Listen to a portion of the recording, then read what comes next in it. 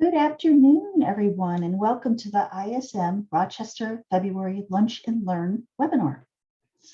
Be sure to register for next week's virtual membership meeting, February 16th, with our speaker, Tom Viola, who will be presenting on how does a hospital system respond to the greatest supply chain purchasing challenge of all time. Details will be emailed out later today. Please be sure to use our Q&A tab or the chat function for any questions you may have for our speaker today. Now on to today's presentation. Our speaker today is Jane Tierney, who will be speaking on leading a learning transformation. Jane founded her company Purple Link in 2015, recognizing there's a better way to obtain value and achieve results from and through supply chains. Jane has earned both in industrial engineering and MBA degrees. She is passionate about Lean Six Sigma, has a certified green belt, and has also her certifications, the CPSM and the CPSD. At this point, I'd like to turn the program over to Jane. Thanks very much, Kathy. And hello, ISM Rochester. I'm happy to be with you again today. I feel like I'm almost an honorary member. I've spoken with you so many times, but you guys are always a great audience. So thanks for this opportunity. So as Kathy said, I'm going to talk about leading a transformation today. We're going to talk about some of the talent wars and the environment, because what we're finding is skills is just a real starting place. So I'm going to share with you a framework to transition yourself or your company into more of a learning organization or a learning individual, and give you some ideas if you're going to do this as a personal journey, as well as if you're managing a team. So I'm going to talk about the perspective of a manager and give you also some individual ideas. This is a great opportunity, and at the end, as always, I'm going to give away some prizes. So if you want to be in the raffle to get the prizes, you can send me an email right now to jane@purplelink.co and just put ISM or ISM Rochester, something like that in there. And at the end, I'll give away prizes. And if you're not sure you want to do that right now, that's fine. I'll give you another chance before we end the presentation to participate. So I think everyone here and everyone in supply chain today is keenly aware that we have a lot of talent challenges. It's hard to find people. It's hard to hire them, onboard them. The remote working has made onboarding really, really tough for a lot of people and a lot of organizations. But we also, once we get them on board, we have to develop them and retain them. So it's really important to do that kind of thing and make sure that we do that correctly. So I'm going to talk today, but feel free to ask questions. If I don't see it in the chat, please feel free to unmute yourself and ask. I'm happy to do a more interactive format if that works for you. So for this talent, it wasn't easy before the pandemic. And now, almost 2 years, which still, I can't believe I'm saying those words, into the pandemic, all the disruptions to work norms has made learning even more difficult. It's really hard to find the right training for yourself or for your team. It's not always easy to schedule it or arrange it, and it's more difficult than ever to follow up and make sure that the growth and learning is actually happening. Even though, and I looked at my email this morning for a little bit, I'm here in Los Angeles, so I'm a couple hours earlier, but there's like 3 emails. Oh, we'd like to help you with your learning systems. Well, those are great tools. And if you know exactly what you want, that can be a good thing. So there's a lot of people, a lot of companies that understand that there is an opportunity here. But pre-pandemic, we had organizations that were challenged with teams in multiple locations. I've worked for companies that have offices in Asia, Europe, North America, South America, Australia, and sometimes trying to do team calls or managerial calls with all of those time zones. I've been up in the morning, like at 4 o'clock in the morning, and I've been on a meeting on 10 or 11 o'clock at night when I would much rather be reading in bed or sleeping. So we've all had to deal with those challenges, but now it's even more of a challenge. The last 2 years, companies have put training on the back burner. Yeah, we'll get that when we get back to normal, although I keep saying we're not going back, we're going to a new normal. Many workplaces have changed for the foreseeable future. Many workplaces are now either a hybrid version, a lot more permanent working from home, and some are actually trying to get everybody back on site as much as possible. So they've returned to or trying to return to pre-COVID routines, but a lot of companies are still figuring out what that new normal is going to be, what they're going to do. So there's a lot of different things going on, and I'm seeing that's going to continue for a while. Omicron is thankfully receding a little bit, but we don't know what's next, and it's things are very contagious still. It's a trying time. So we know that the pandemic exposed a lot of weaknesses in organizations, in policies, procedures. You identified gaps in knowledge and expertise that weren't as apparent when we were all together on a team, being able to help each other and work together. So companies have discovered that they don't have the talent that they need to innovate. And they found this during the pandemic when there were significant disruptions. Some people rose to the top and did well. Some people didn't and weren't able to find the solutions to address these new problems as they arose. So managers who insisted that support functions like purchasing, planning, logistics needed to be on site next to the production workers and could never work off site. Well, guess what? We all had a big surprise and learned that. I did that for years, worked in procurement, purchasing, managing logistics and all of that. And I was a proponent of that myself. I said, if production floor is here, we need to be here to help and support them. So I still feel we need to be helping and supporting them, but I've learned that we don't have to all be there all at the same time between the hours of, say, 8 and 4:30 in the afternoon. We can do that in different ways. So I'm no longer in the corporate world. I have my own company, but I'm seeing that and I'm coaching my clients to encourage that type of thing too. We found that flexibility is a good thing, and workers found that they could be more productive, sometimes more productive. I've seen several studies that say that many people are more productive working at home than they were in the offices, some not so much, but there's a mix as always.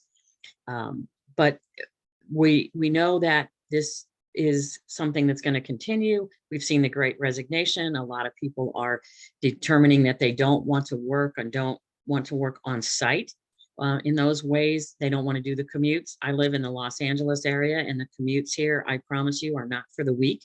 They're not fun to sit in. And I know many people who were spending as much as 3 hours a day between going to work and coming home. And 3 hours out of your precious 24-hour day is a lot. So people don't want to do that anymore. And so what we're seeing is not only is this Great Resignation and there's people looking for different things, but this is culminating into kind of a talent war. So people are choosing their lifestyle as well as their career and the company they want to work for. And we're seeing that companies are aware that they need more and broader and deeper skills in the supply chain area than they did before, because there's different challenges and they need some creativity, some innovation, some solid training, and they need more than just the buying expertise that they've had in the past. So what we found is that there are many, many learning formats. So what we need to do is to not only identify what training is needed, and which source we're going to use, but how we select that method for delivering the training. So some of the terms that companies are using, and I'm seeing in the literature, is microlearning. So this is dividing the learning elements up into chunks of information. And they're small chunks. They're smaller topics that are designed to be easily and quickly understood and assimilated.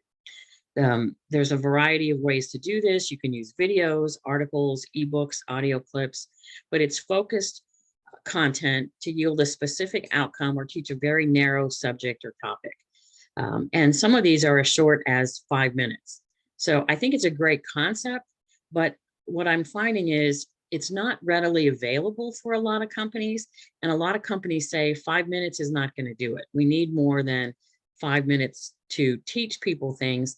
And individuals say that was a great 5 minutes, but all that did was give me a lot of questions. And now I want more information about that. So if that micro learning is a good way to introduce things, which I think it is, I'm not sure that it is the way to actually teach everything and make sure that you incorporate all of that into your learning and into your own brain. As we know, there's a lot of online learning, and that's great for different locations, and that's great for a lot of different things. I do an online class myself. I started one last week for the CPSM exam. So I teach that. And if anybody's interested in CPSM, reach out to me. I'm happy to add you to that class. That's a great way to do things, but it doesn't actually help reinforce or clarify or answer questions if you're taking that not as a live class, but as listening to tapes. So I happen to do mine live, but I record the material as well, so that if you have questions, you can reach me live on the next session or even 3 sessions down the road.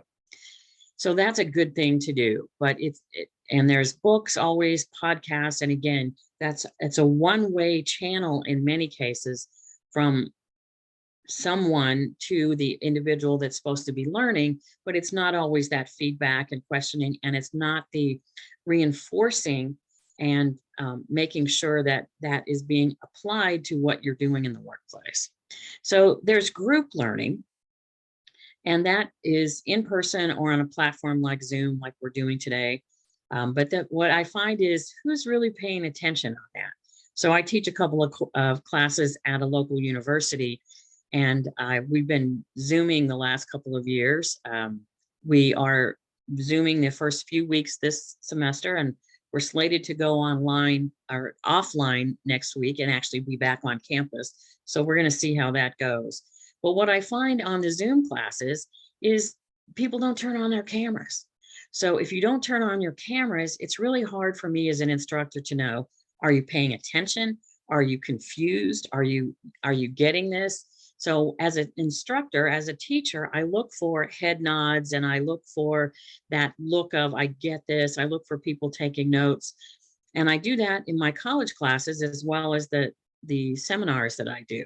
But when I can't see the face and I can't know that they're even in the same room with their computer, then I wonder, are they really getting this? Are they really understanding?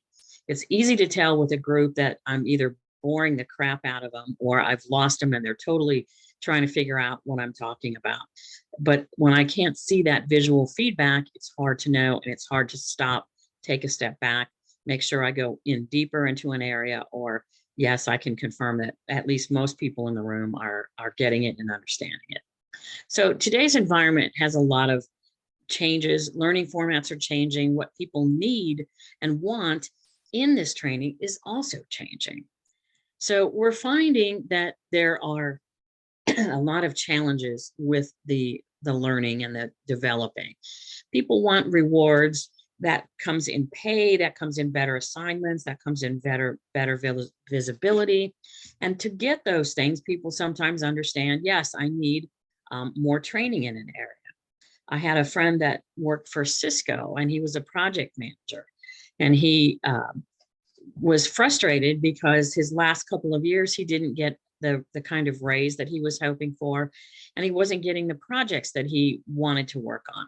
So he had a talk with his boss, and he said, I'd like to make more money. And she said, well, in order to get that promotion or to get a bigger raise, you need to work on different kinds of projects, and like this project or that project. And he said, well, how do I get on that project? Because I've asked you for that kind of work, and you've told me that that was, for someone else to do, or that was already filled or something like that. So I think a lot of us find ourselves sometimes in this kind of quandary where you'd like to do something different. You ask about that. You're not really told why that you don't get it, but you're not getting it. And because you're not getting that plum assignment or that great project to work on, you're not getting the raise, the promotion. either as quickly or the one that you want. So it's hard sometimes to navigate this. And ultimately, my friend left. He said, you know what, I can do these things somewhere else.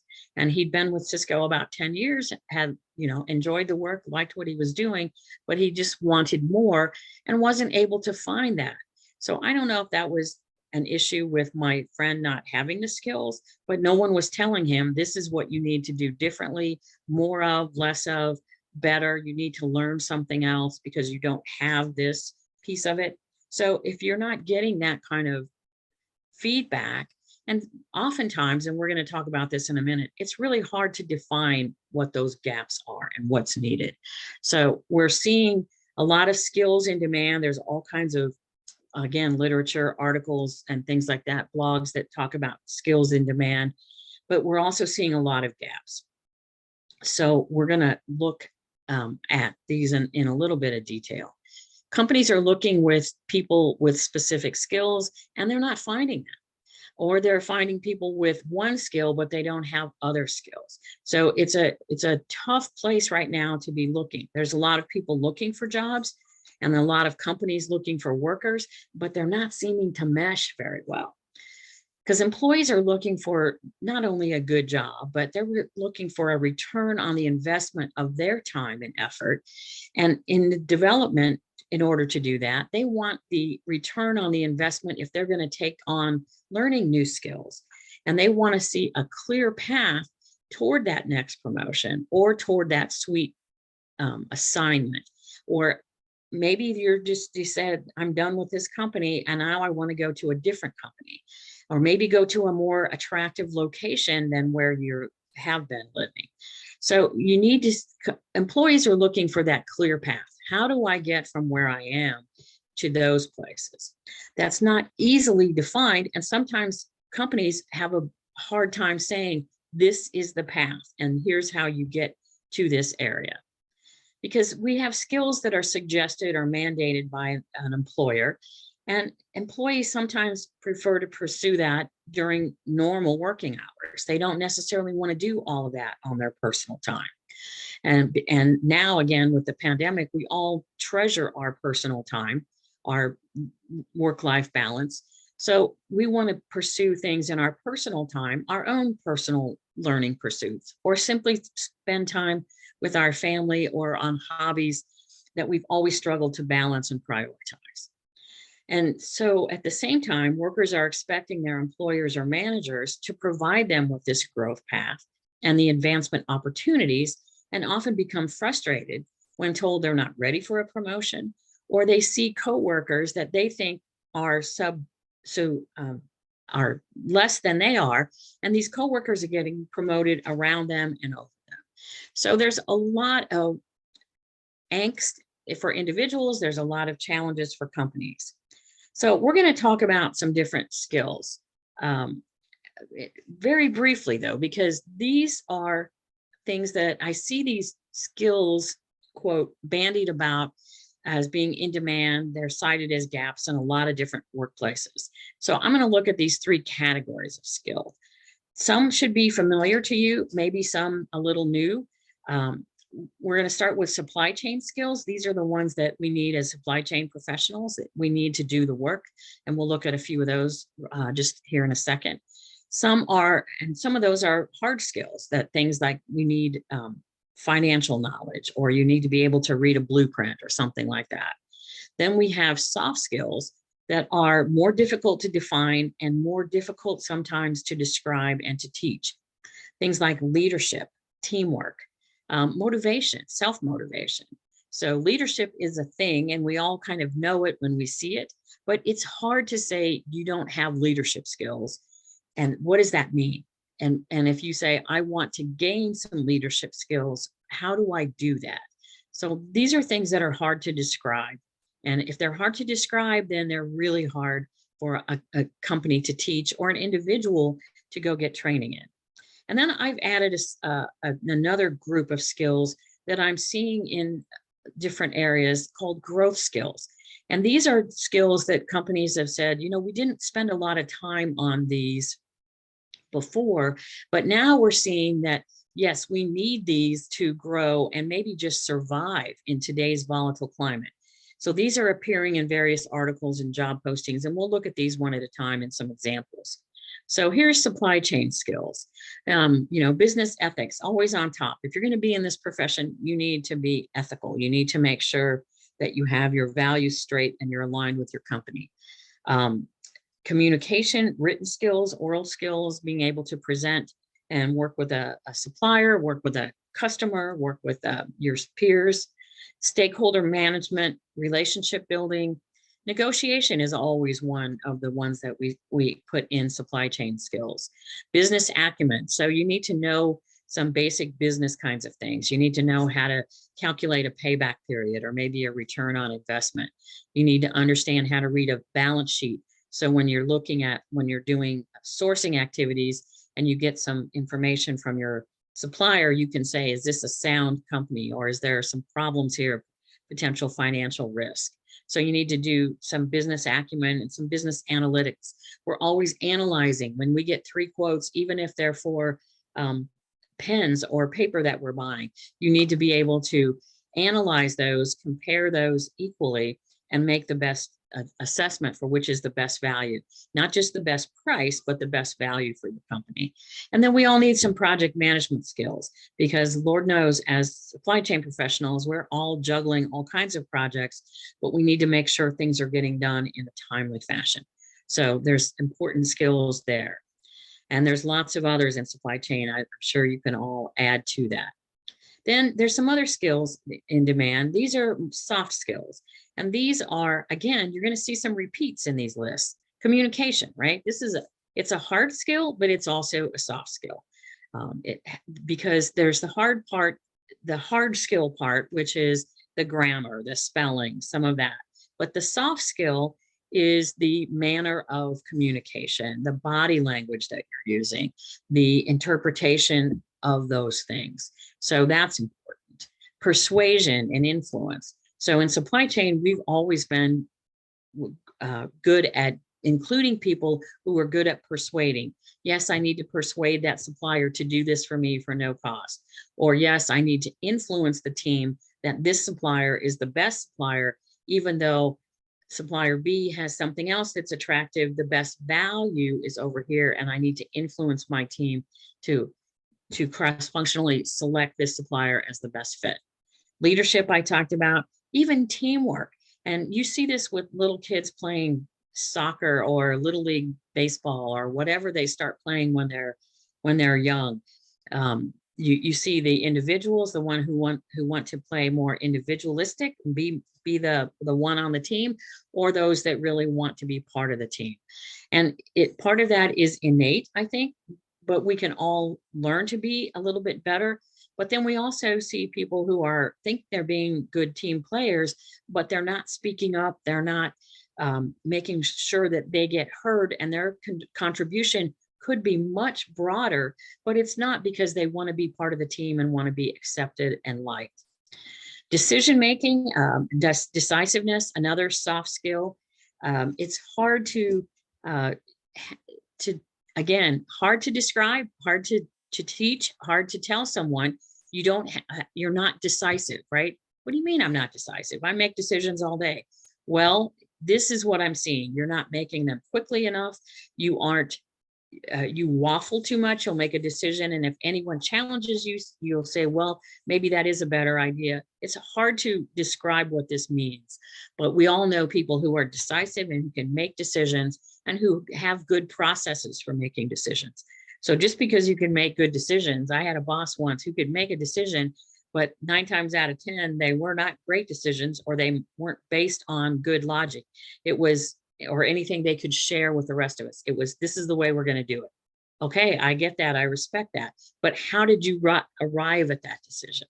So if your team doesn't understand how you arrived at that and why that's the best answer, you're not going to get as much buy-in as quickly. And so you're not going to be as good a leader as you might be if you could do that. Lord knows we all need to be able to work under pressure and stress. If you're in supply chain and you're in ISM, you know that's inherent in your DNA, or you've left this profession long ago. Flexible, is another one, right? And the pandemic, if it's taught us nothing else, it's taught us all some flexibility and adaptability. Self-motivation is another one that's tricky. So that's a skill that you see people that are motivated, that want to do, that are looking for things to do, looking for ways to do things better. And then you see people who, this is the way I was taught, this is how I'm going to do it. I don't want to change it. There's no reason to change it. Even if there is a better way, or they might see a better way, that's not what I was told. That's not to the process. So we're going to do it this way. So that's another skill that's hard to teach or to learn. And then these growth skills. So this is about things like managing resources. This is that visionary thinking. And if it's hard to describe some things, it's really hard to describe visionary thinking.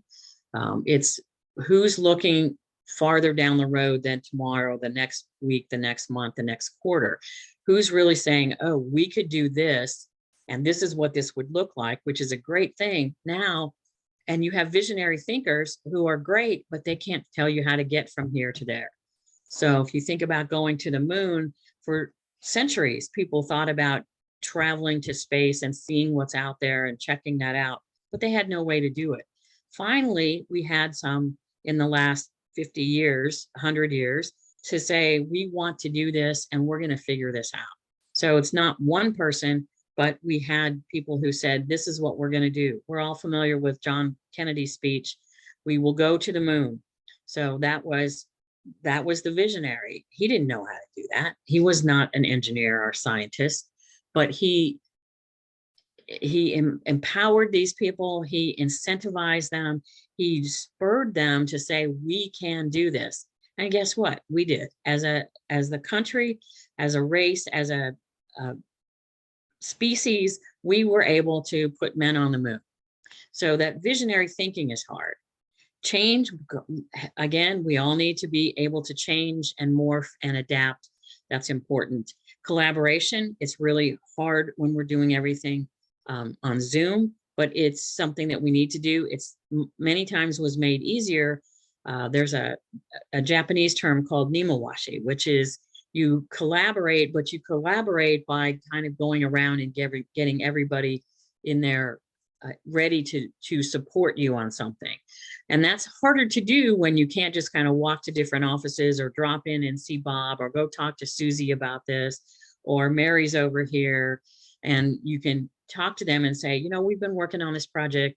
I'd like to know your views of it, make sure that we have your support. So then when you get to the project meeting, no one's surprised. Everyone is ready to say yes. When you say, do we have permission to move forward?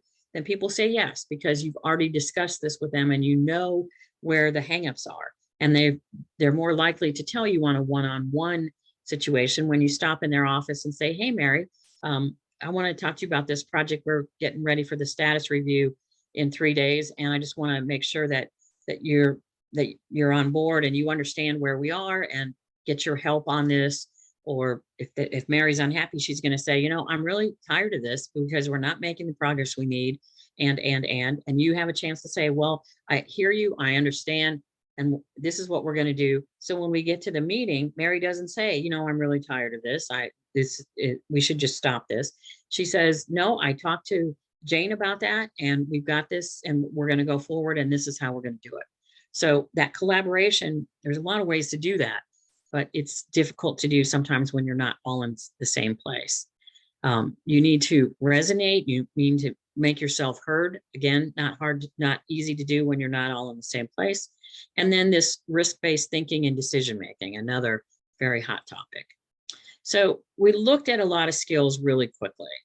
And I could ask you, how many of you think you have most of those skills? Or hopefully you have some of those. But if you think you have all or at least most of those, that's really good. But most of us realize that there are some areas that are really not my area of expertise. So it's a real tall order to find a candidate with strengths in all of these areas. And if you look at ourselves honestly, we say, you know what, this really isn't my strength. Maybe I'm not a visionary. I understand visionaries and I recognize them, but that's not my role. That's not what I'm going to do. And I don't necessarily even want to take that role. I'd like to do something else. So a lot of us find that we're generalists. We're good at a few or even a lot of these things. Some of us are very broad in some areas, some are very deep, but you can't be deep in all of these areas. So if you're going to be broad, you're good in some and many, maybe, but to be expert in all of these is almost impossible, but just because of our capacity to do all these things. So what we try to do is to identify the gaps, because the same thing happens in organizations and the same thing happens with your management teams. Some organizations and teams are really strong. They've got strength and even bench strength in a lot of areas. But honestly, I don't see a lot of organizations that have very strong teams as well as bench strength. Sometimes they have very strong teams, but they're dependent on the people in those areas. And if one of those leaves for any reason, then that weakens the team. And I know some of you are thinking, no, we're okay. We've got really good expertise in the areas that matter to us. And some of you are shaking your heads and saying, man, I wish we had a stronger team. I wish we had some of these skills in our organization. So there's people out there that see both sides of that. And it's really not good or bad, but it's important to look at those in a little more detail, spend a little time, and be honest about your assessment of both your own strengths and weaknesses and those of your team. And by the way, just because you're a manager doesn't mean that you're strong or stronger than your team in many of those areas, nor does it mean that you're not savvy enough to know what's what. So you don't have to be an expert in all of those areas to manage some of those areas, but it does help if you have some expertise and some credibility in that area. But just being a manager doesn't automatically make you smarter and broader and deeper and more skilled than some of your team members. But you need to be able to identify those skills and identify the gaps in the workplace and see how that's working for you. So you can find these gaps by looking at things like performance evaluations, the goals that you're not meeting, or the expectations that you had for someone that they didn't measure up to, the disruptions in your organization, and when you're losing talent. So when you lose good people, you need to take a step back and say, why are we losing these good people? Because that's an important message, that's an important signal, and companies that don't respond to that very quickly, they end up paying for it in a lot of ways.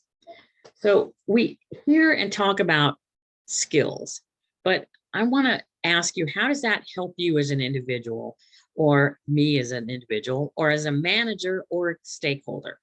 What do these skills really mean to the organization? And how does telling me or someone else that they need more or stronger critical thinking skills help them acquire those skills? Because sometimes you ask, how in the world can I improve things like decision making if my manager doesn't allow me to make any decisions? So how can you do those things? Can I just decide to be more flexible or improve my flexibility at work? Especially when maybe I think I'm probably the most flexible person on the team because I'm juggling all these different things. So it's hard.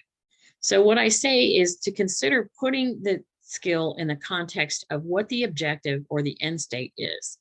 So is there already a process established that employees can follow? Even if it's an informal process, is that something that will help? Or do you need a person or people who can create a process, document that process, test it, and maybe even train others to use that same process? Think about how an enhancement in your organization can be used if you add skills or talent. If it's a personal goal, how will learning something that you want to learn enhance your current area of responsibility or help you get a better or even a new position? What happens to you or your organization or both if you don't get help in some of these areas, or you don't find a way to improve your ability and expertise, or if you do? Other than the concepts like project management, what do you need or what do you lack now? So do you need budgeting skills? Do you need schedules with achievable and trackable milestones? Do you need project leaders or someone to help make sure that project gets done on time? If you have all leaders and no followers, you're probably not getting a lot done. So you can talk about all of these things, a lot of skills in terms of like project management, but which you want to ask yourself, what's going to help you realize your vision the quickest and most effective way? So when I looked at this, I came up with three things, and I said that there are skills, there are proficiencies, and there are competencies. Skills are the ability to use the knowledge and experience effectively in executing tasks. These are developed aptitudes or abilities. Then we have proficiencies, advanced knowledge, advanced in a subject or a branch of knowledge that you can apply to tasks and duties. So it's not just the knowing and knowing at a higher level, but it's the application of that to the tasks and duties you're doing. And then competency. Do you have the capacity to function in a particular way that's relevant to the matters at hand? Do you have the knowledge, the judgment, the strength for particular tasks or duty? So that's a quick overview between these, but I'm going to share an example with you. I put together this framework that shows those elements we just reviewed: the vision, the org and the individual goals, and the perceived gaps connected. So we have what the learner wants to do, we have what the organization wants to get done, and then we have some gaps in there. And then all of that's in this vision and future state for both yourself and the organization. So then we have the gaps, and where between those and where all of those intersect, that's really the growth opportunity area. The gaps determine the skills and the capabilities to target for improvement, which is really where we start. The vision helps form the competency level desired or needed for the group or individual. Do we need to be, do you need to get a master's degree or a doctorate, or can you just get some basic training on some things? So organizational and individual goals, again, further determine the level of proficiency, which is going to relate to the application of that skill, what success is going to look like in your organization.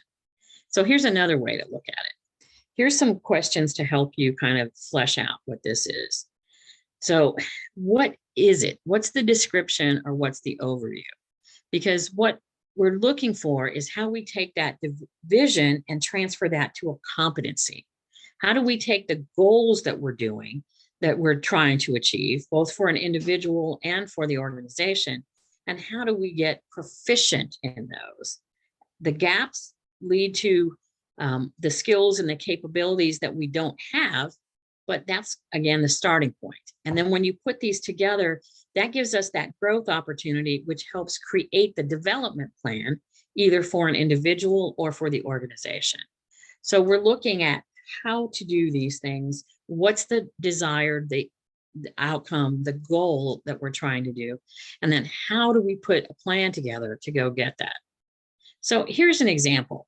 Negotiation, because this is a skill that we all talk about in supply chain, right? Everybody needs to be a negotiator, or every really good supply chain person has to have some negotiation experience and success with this. So, but you have to ask yourself, what does that mean for any specific organization? So negotiating what? Are you getting just a better price? Is it from a supplier who sells lots of things to my companies, or this is the only thing that they would be selling to us? Are we negotiating from a theoretical situation, like a proposal, or for a part that supplier's been building us for the next 3 years? These are different ways to negotiate.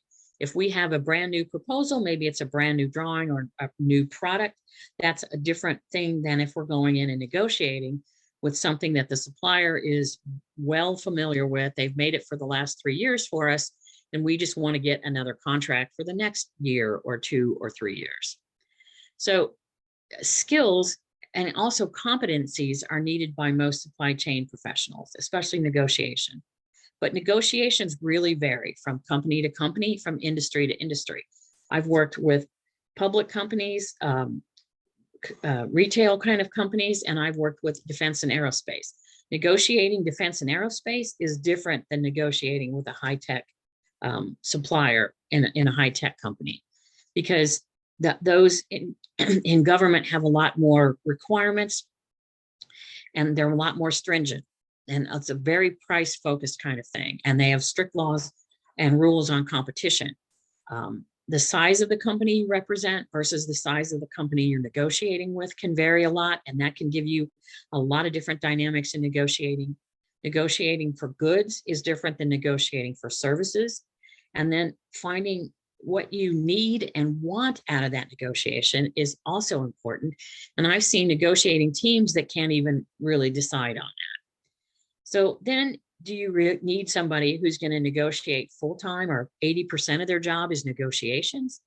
Do you need someone who's a master or expert that can set up a process for your company in negotiating and maybe handle a lot of large-scale negotiations, even if it's not 80% of their job?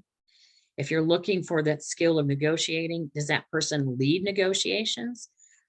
And many of them, or is that just a support role that you need a supply chain representative in negotiations to do XYZ? Do you need someone who can train others or just do this themselves? Do you need, who are the stakeholders for these negotiations? And do you need their needs and wants in order to determine the right person to hire and fit this job? So we've talked about also a lot of skills that you need for negotiation. Negotiation is a skill, but it's comprised of things like communication, collaboration, a lot of analytics. And those vary from organization to organization and from negotiation to negotiation too. So it's important to go into some detail on what the gaps and goals are before you start training and developing. You can go train someone in an area, but if you can send them to the best negotiation class on the planet, whatever that might be, but if you don't give them a chance to negotiate and practice that, or you teach them how to negotiate kind of a free form style, and then they have to go negotiate with the FARs and the DFARs and all of the clauses that are required in a defense contract, then you're not going to get the most out of that training, and you're not going to really be teaching that person what they need in order to be successful. So once you understand some of these particulars, it can become easier to craft a plan of how you're going to improve that area, what kinds of additional skills and expertise you need. And maybe you can find that in-house or augment the expertise that you have by training someone that you have. Or maybe you say, we don't have anyone who's good at this. The next hire needs to be strong in these areas, and that's going to help our team be stronger. So it helps identify your candidates. It helps identify the qualifications, because I've seen job descriptions that have, requirements of the job and skills required that are almost a page long or half a page. And is that really everything you need? Are you just kind of trying to boil the ocean there? Or are you really looking for 3 different skills that you need that you really want that person to have? That helps the job candidate, and it helps your selection team pick the right candidate as well. So what you're trying to do is to become a learning organization or be part of that. And that's defined by the Harvard Business Review as an organization skilled at creating, acquiring, and transferring knowledge, and at modifying its behavior to reflect new knowledge and insights. So we're looking for things like vision, the long-term view of this continuous learning. What's going to happen? What are we going to look like if we all get improved skill sets or improved proficiencies or competencies in these areas? So you want documented plans to create an environment. You got to have managerial support, and you got to have some resources. You can't tell people we need to get better at this and then not offer them training opportunities through podcasts, through webinars, seminars, all of the things that we talked about. But that's going to take some resource to identify those things and maybe pay for a few of those things. You need to have an environment that fosters coaching, mentoring, and has an open exchange of ideas. If you don't have that, it's hard for people to grow and learn, because that's where a lot of that learning happens, is coaching and mentoring and application of these ideas, exchanging these ideas, understanding the thought processes around that, and being able to apply these things to the work that you're doing. So these are not a one and done type thing, that you need time to reflect. And I look at these in the 4 R's to say that whatever training development needs to be relevant. You need to reiterate it, because and not everybody gets everything the first time. It needs to be reinforced that yes, you do need to do this. This is important, and this is why it's important for you and important for our organization. And then you need to reward people for things that they do well, and skills that are acquired, proficiencies that are brought into the group, and competencies that are grown. So you need to be prepared for setbacks, because you can send a person, again, to the best negotiation program on the planet, but that doesn't mean that they walk out of there an expert. They walk out of there with a blueprint, a document, a set of skills and ideas, but you need to apply these. So you need to have some on-the-job time allowed. The worst thing I've ever seen is being sent to a seminar or workshop, and I learned something, and I come back and they say, yeah, but we don't do that here. So then you're like, well, what do you mean? I just learned all this stuff and I'd like to apply it. No, we don't have time for that. Or we'll do that in 6 months. So by the time 6 months is gone, all the stuff that you remember that you learned in that workshop, 80%, 90% of that is gone too. So you need that reinforcement. You need that reiterating those things to actually learn those. And so you need some time to do that. You need to make sure that you recognize the team and celebrate those things, as well as recognizing individuals and celebrating them and rewarding that team and those individuals, sometimes collectively, sometimes separately. Change management is a difficult process. So the rates of adoption are going to vary. If I send 3 people to that great negotiation program, not all 3 of them are going to get it at the same pace, in the same way, or as completely as the others. Everybody is different. So you need to vary your learning methods. You need to encourage people, and you need to seek out a variety of things to do that are going to reach everybody. And finally, there's the 3 M's. You need to make these meaningful, manageable, and measurable. So what I know for sure is that every person has an opportunity, and every workplace can use more talent. You want to identify the specific areas that you want to improve, or the knowledge areas you want to expand. If you think about your own career and that journey, think about your company, your team, and the challenges you're having in finding, developing, and retaining talent. Who's going to be there? Who's in your corner helping you navigate these choppy waters? What are you using for tools and resources to do that? You want to keep the focus on the goals you want to achieve, starting with this year, and the competencies that are relevant to your company and the activities that you're doing, and ensure that your employees share an interest in attaining these new skills, this new skill level, becoming more proficient in that area. If your employee's not interested in it, it's not going to work. So you want to make sure that you entice the right people to do these things. If you pick somebody that you think is great and you want them to be your financial analyst, and they don't want to sit and do all the financial analysis for that kind of stuff, then they're not going to be good. They're not going to be as good as you want them to be. They may be good, but if that's not where their heart is and their passion is, then you better keep shopping for another person, because that person, if that doesn't light the fire in them, you're going to be disappointed with the results. So think about how you're going to measure the progress beyond, yeah, I read that article, I listened to that podcast, I took that course and I passed it. What are the results that are actually going to demonstrate the improvements that you're trying to make? So you want to apply these ideas to you, your own career path, and or to your organization and your team, or both. Development's not solely the responsibility of a company, your manager. And if you're not in a company or don't have a manager supporting those goals, where can you find that? Or maybe the question to ask is, why are you still working there? Because there are resources available to individuals and to companies. So I always say, do some research and ask. I can't tell you how many times someone has told me, my company or manager won't pay for that. They don't allow that. Or I can't do that on like this CPSM class. I'm teaching it at this kind of time on Thursdays. So for me, on the West Coast, I teach it from 9 to 10:30. For people on the East Coast that are taking it, it's noon to 1:30.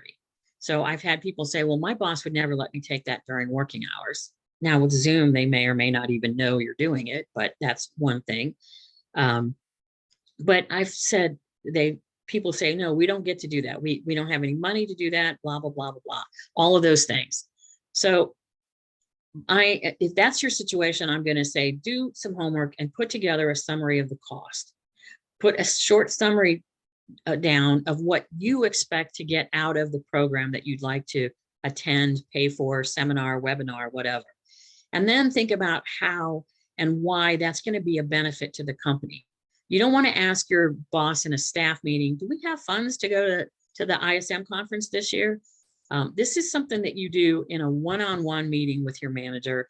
And if your manager's not that adapt or that open, maybe even like an HR manager, someone in a company that's open to this. Because I bet you're going to be surprised how readily a good manager can find the dollars and the time to pay for your ISM certification, send you to that training class or seminar. If you don't ask and ask directly with a sound justification, you're never going to know, and you're never going to get that approved. Many, many times I've said, well, why don't you go ask? I had a student in a CPSM class, well, I'd like to do this, and I said, well, are you going to ask for reimbursement? Well, we don't really do that. And I said, go ask. I know you're a good worker. You told me that your boss and you are work very well together and that they think highly of you. He asked very kind of casually in a one-on-one meeting, hey, I'm interested in this. The boss said, sign up, we'll pay for that. It didn't even have to do what I just described to you. So things are available, but be specific. So if you'd like to talk more about how to hone skills for you or for your team, how you can train some of these people or whatever, and you'd like to talk to me about it, you can get a free call with me at just callwithjane.com. That link takes you to my calendar. You can pick a time that works for you. This year, many companies are reviewing last year's performance. You may be getting a performance review, or you may be preparing those.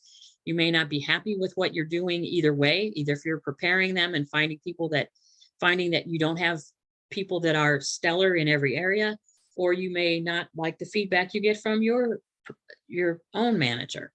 So I've shared some basics on building these skills, but this is not stuff that's easy to implement. I can't just do this in a 1-hour webinar and you're saying, good, I'm ready to go, let's go. So if you'd like some support and you don't have a support system, you can use me. Ask who's in your corner to help you do these. And if you need some help, give me a call.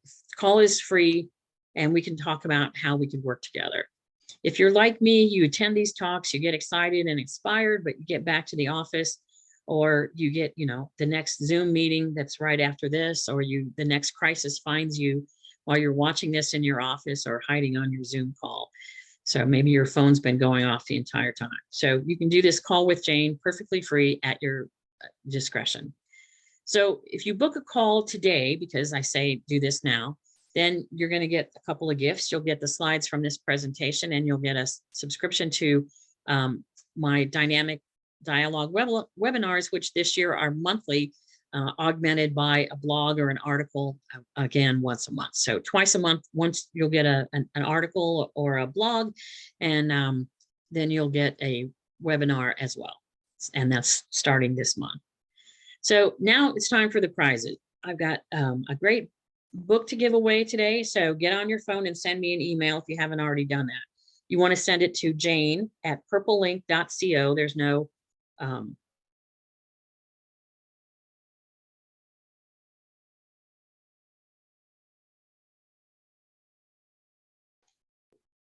Hey, Jane, I think your video stopped.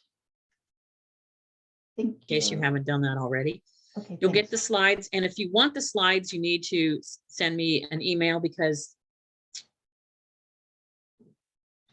it said my internet was unstable. So if you want the slides, send me the email. Everyone that sends me the slides or sends me an email will get the slides. So if you want those, I'm happy to make those available. But you need to send me the email. You'll get this book, Atomic Habits. So if you want to make some changes in your life, this is a great book. I actually picked it for my my book club that I'm in. I'm in a business book club, and it's really good. It's an easy read. You can also get it like an audiobook, and a couple people I know said they got it on audiobook and had it done in about over a weekend kind of thing. And then you'll also get the dynamic dialogue subscription. So anybody who wants this needs to send this in right now. So let me look at this and pull out my random number generator. I've got a couple more coming in, so hang on.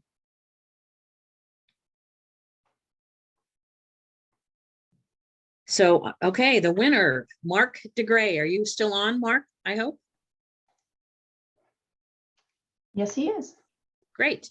So Mark, if you send me another email with an address where I can send the book, I'll get that sent out shortly. Thank you all for participating and listening and sticking around. And I always leave you with something, what I say, strive to thrive. And I thought, and I'm a big fan of Albert Einstein, and I thought this was very poignant, that education is what remains after one has forgotten what one has learned in school. So this is, of course, Dr. Einstein. I myself have been through a lot of educational programs. I have a master's degree and I have certifications, but I love the fact that he says, this is what remains after you've forgotten what you learned in the school. So if you want to educate yourself, and we all have to do that today, I tell my nieces and nephews, don't think that once you get out of school, you're done, because you've just begun another journey of learning. But I wish you all the best in 2022 on your learning journeys. And if you would like to, and on your career journey, your personal career journey, I'll take questions or comments or anything like that. Thank you, Jane. That was great. That was a very informative session. I don't see any questions.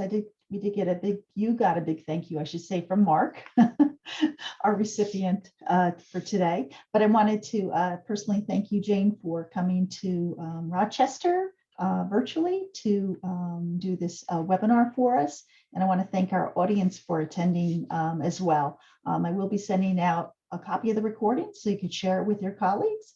And also for attending today, everybody gets one continuing education hour.